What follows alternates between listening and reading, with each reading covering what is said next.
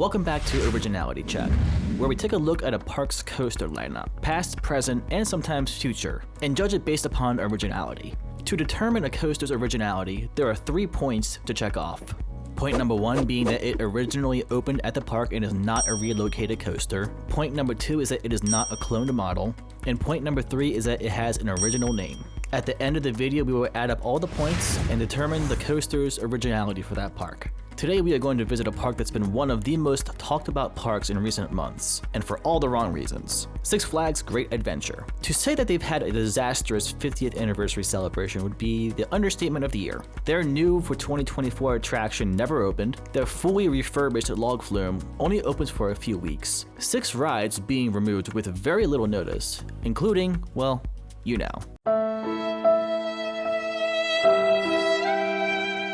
Oh, also. At this point, Great Adventure seems more like a graveyard of rides and coasters, and only in a matter of months. But we are not here to talk about any of that today. Today we are going to see how original the coasters of Great Adventure are. Great Adventure has had 27 coasters in its history, 30 counting the dueling coasters. With this many coasters in its history, and each coaster can score up to 3 points each, Great Adventure can score up to 90 points for originality. Before we dive into this safari of originality, if you haven't already, make sure you subscribe to the channel. And while you're at it, drop a like on the video too. It really helps me out against that annoying YouTube algorithm. You know, this dude here. Oh, you've got to be kidding me. Not this guy again. Get out of here, dude. We don't have time for your bullshit. Bold words from such a tiny specimen. I'll show you, Tiny. Oh crap. We've got a lot of coasters to go over here, so I'm going to be a little more rapid fire with this video, compared to my previous episodes in this series. I'll talk a little bit about some of the major coasters. The smaller and less significant coasters, I'll just fly through them with their points. As always, we are going to go in order from the first coaster to open at the park to the latest. Well, to the latest that was supposed to open. Runaway Mine Train, an opening day attraction from 1974, and still going strong today. One of the more non-traditional mine train coasters out there. That last airtime hill before the turn over the water? Goddamn. Of course, this coaster originally opened at the park, and it is not a cloned model. But the name Runaway Mine Train has been used many times, and this wasn't quite the first to use that name. 2 points for Runaway Mine Train. Big Fury. This was also an opening day attraction from 1974. This was a Pinfari Zyklon Z64 model. This operated at the park until 1977. This did originally open at the park. Many Zyklon Z64s were made, but there are no other coasters that have ever used this name before. 2 points for Big Fury. This next one is a little interesting. Jumbo Jet, and it was just that, a jumbo jet. However, it is believed that this coaster never opened to the public. It was built and ready to go, but for reasons unknown, it never opened, and it was disassembled by the end of the 1975 season. Since this coaster never opened to the public, I'm going to disqualify this coaster for being counted for originality. If it had opened for even 1 day to the public, I would count it here, but since this coaster contributed close to nothing for the park, let's leave this one out. Alpenblitz, a Schwarzkopf Alpenblitz 2. This opened in 1976 and closed after the 1978 season. Nothing too much to say about this coaster. This did originally open at the park. There were clones of this coaster, but this was the first of its kind to open, so I'll give it half a point. Same goes for the name too. 2 points for Alpenblitz. Little Thunder, a Malona & Sons oval coaster which opened in 1976 and operated through 1983. Not going to spend much time with this one. Here's all of its points.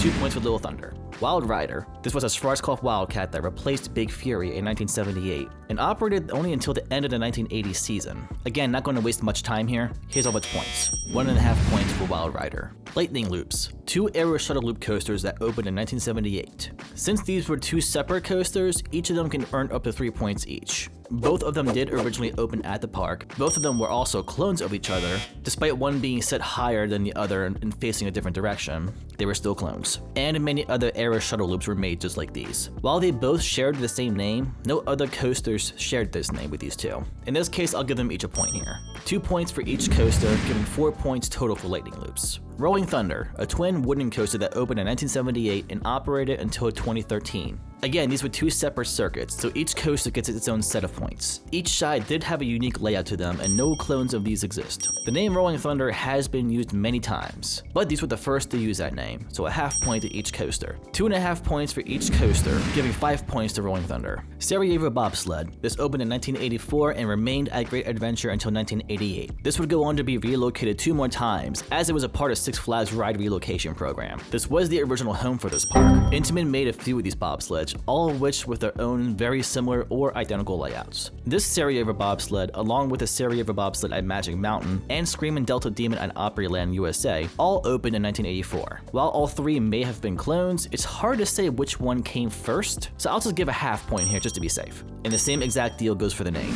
2 points for Sarajevo bobsled. Ultra Twister. This was a Togo Ultra Twister that opened in 1986, and this stayed at Great Adventure until 1988. This would also be a part of the ride relocation program. While this ride was a cloned model, and the name has been used many times, this was the first of its kind to open, along with the first to use that name. So half point for each, giving 2 points total for Ultra Twister. Great American Scream Machine. This was an Aero Mega Looper opening in 1989, and operated until 2010. I don't care how rough this ride may have been, I know I would have loved it. Who doesn't love a good janky Aero? This originally opened at the park. While it was similar to the other Mega Loopers, it was a custom layout. As for the name, another coaster did gasm before this one. 2 points for Great American Scream Machine. Shockwave. This was an Intamin stand-up coaster and operated at the park from 1990 to 1992. This was also a part of the ride relocation program. Shockwave began its journey at Magic Mountain, then on to Great Adventure, then to Astroworld, then finishing its life at Darien Lake where it never opened. So we know the coaster isn't original to Great Adventure, and it was a clone model. And the name has been used before this coaster. So our first strikeout for the video, 0 points for Shockwave. Batman the Ride, we all know what this is. The only point this one gets is for opening at the park. The 2 other points, well, we all know. 1 point for Batman the Ride. Viper, a Togo Mega Coaster operating at the park from 1995 to 2004. This did originally open at the park. This had its own layout, but the name has been used many times before this coaster. 2 points for Viper. Skull Mountain, this is a coaster that I will forever associate with Roller Coaster Tycoon 2.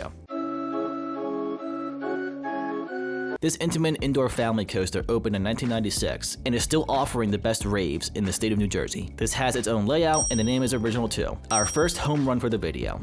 3 points for Skull Mountain. Batman and Robin Chiller. This was a Premier Rides dueling LAM shuttle coaster. It opened in 1998 and sorta kinda operated until 2007. This coaster had a plethora of problems from day one. All the issues with this coaster have been explained by other YouTubers in greater detail. Go check out El Toro Ryan's Problematic Coasters video on this one. Again, we have 2 separate coasters here, so 2 sets of points. And both of these coasters knock it out of the park for originality. 3 points for each coaster, giving 6 points for Batman and Robin the Chiller. Roadrunner Railway, or Little Devil Coaster, has been in operation on and off at the park since 1999. RCDB lists this as 2 coasters, but it's the same exact coaster. And here's its points. 2 points for whatever you want to name this ride. Harley Quinn Crazy Train. This is a Zero large Tivoli model and opened in 1999, and apparently it got a little too crazy for its own good in the 2024 season. I doubt this will lead to the ride's removal, but at this point, anything's possible for Great Adventure. Here's your points, Harley Quinn. Take them and get back on track, please. Medusa, the original Bean and Floorless coaster, opened in 1999. This was renamed to Bizarro in 2009, but then renamed back to Medusa in 2022. This did originally open at the park. While Scream at Magic Mountain is technically a clone of this, it is a mirrored version of it. So I guess technically not a clone, so I'll give it a point here. As for the name, this was the first coaster to be named Medusa, but a year later in 2000, another Medusa opened at Six Flags Discovery Kingdom. So half point there. 2.5 points for Medusa. Nitro. This B&M Hyper opened in 2001 and is still giving inconsistent rides to this day. I've had fantastic rides on this, and I've had rides that nearly put me to sleep. No, not the kind of sleep that Positive G's given that Helix. But my later rides have been good on this. So as of right now, Nitro and I are in good standing. Nitro almost scores a home run with originality, but there is one other coaster with the same name. This Nitro opened first, so it gets half a point. 2.5 points for Nitro. Superman Ultimate Flight. This originally opened at the park in 2003. We all know this is a clone coaster, just plopped onto a parking lot. At least there's grass. And the other clones of this use the same name. 1 point for Superman Ultimate Flight. King the Ka. Oof, this stings. Take your points, King. You've earned them. If you still think this ride isn't going away, I don't know what to tell you. I guess we all cope in our own way. Denial is one of them, I suppose. Nobody wanted this coaster to leave, especially in the manner that it did. But I'm not one to deny reality. Rest in power, King. El Toro. Okay, I'm not as sad anymore. Nothing like my number 2 overall to lessen the sting of losing Ka. Just please, for the love of God, don't do another funny again. Great Adventure is already on thin ice. El Toro, if you leave us, Great Adventure is over. I want to give you a home run here, but there are some other coasters that try to be as cool as you by stealing your name. But you were the first, so I'll give you half a point. 2.5 points for El Toro. Dark Knight Coaster. This is an indoor mock wild mouse with some decent theming. This did originally open at the park, but that's all it has going for it. 1 point for Dark Knight Coaster. Green Lantern. Sorry, dude. Nobody really misses you. You were fun, but you served your time. Be free. Rest in pieces. This was relocated from Kentucky Kingdom, so no point there. This did have an original layout. While there were a few other Green Lantern themed coasters, they all had add-ons to its name. This one was just Green Lantern, so I'll give it a point. 2 points for Green Lantern. Joker. What's the bigger joke, this ride or the park? S&S free spins are fun. Most of them are all really the same. There's only one that stands out to me, and this ain't it. This opened at the park in 2016. I doubt the incident that happened recently will have any impact on its future. It's just confusing more than anything. Like, seriously, how? While it did open at the park originally, many more of these Jokers exist with the same name. 1 point for Joker. Jersey Devil Coaster. This was the first large-scale RMC single rail coaster, and opened in 2022. I've had a weird relationship with this ride. Opening year, it was lackluster and ran very slow. However, 2023 and forward, it ran much faster, and I grew to like the ride. But the ride began to develop a few nasty potholes, and the restraints are my least favorite restraint type ever. And I also don't like the way that you sit in the train. So I went from being disappointed to moderately enjoying this ride to not even caring to ride the ride anymore. But hey, it's original all around. Wonder Woman at Magic Mountain has a slightly different ending to it, so I won't consider the two clones. 3 points for Jersey Devil Coaster. And the last coaster for the park, which is yet to open. Flash Vertical Velocity. This is a Vekoma Super Boomerang. Sure, we can joke about the ride being unnecessarily delayed, but I can't deny that this ride looks super fun, and I'm very excited for when it hopefully opens next year. Whenever it does open, it will be original to the park, and there is a clone of it in China too. The name has been used by Six Flags many times. 1 point for Flash Vertical Velocity. While Great Adventure has announced that there will be a replacement for King the Ka in 2026, we don't know enough details about it, so I won't include it on this list. And that's all the coasters of Great Adventure. There were 90 possible points to score for originality, and Great Adventure scored 60 points. Given the coasters of Great Adventure, past, present, and future, 66.6% originality. Wow, really? No wonder why this park has been cursed lately. Let's round it up. 67%. This is honestly a little higher than I was expecting Great Adventure to score. This is only the second Six Flags park I've done in this series, but Six Flags is known for relocating its coasters, buying cloned coasters, and reusing names, all of which goes against my requirements for originality. But Great Adventure has had a few stars that seem to have saved the day. Sort of. This is the second lowest score I've seen in this series so far. Only second to Six Flags America, but that's not really a standard to go by. This is the point in the video where I normally hype up the park and say a lot of nice things about the park, but I can't really do that and be honest with you all at the same time. I really want to love this park. There's so much potential here. Hell, my number 2 overall is at this park. But in recent events, things just don't look too promising for this park. We can only hope that the new Six Flags Corporation has something amazing in mind for this park. I'll use a mindset that I use for myself in everyday life. I am reluctantly and cautiously optimistic for this park's future. I guess time will tell. Six Flags Corporation, aka Cedar Fair, we're all keeping an eye on you. Watch it.